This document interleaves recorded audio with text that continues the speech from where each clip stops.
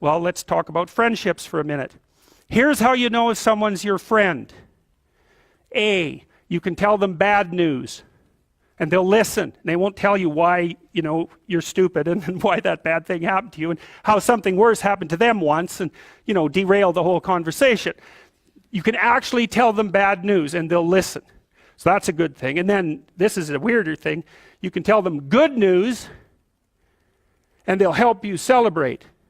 And that's a really good way of deciding who you should have around you. Because if you have someone around you, something good happens to you and you're kind of afraid to even admit it because, God, something good happened to you. It's like, you let that be known and it'll certainly be taken away. So, you come out and you sort of tell someone half-heartedly that something good happened to you and they give you a whack and then talk about, the great thing that happened to them 3 years ago. Or worse, the great thing that happened to someone that they knew 3 years ago.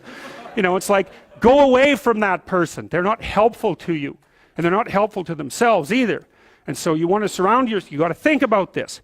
You got to surround yourself with people who want the best for the best part of you. You can hang around with weasels and losers that are trying to pull you down to justify the fact that they're spiraling downhill as well. And the upside of that is you don't have to have any responsibility and you can all whine about how wretched life is, so that's pretty attractive. But I would say it's also a bad medium to long-term plan.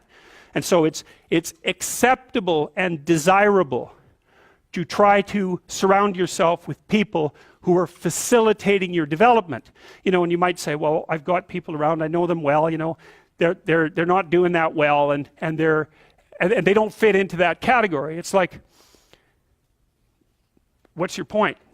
What are you going to do with them exactly? If they'll listen and cooperate with you and move towards a better future, great.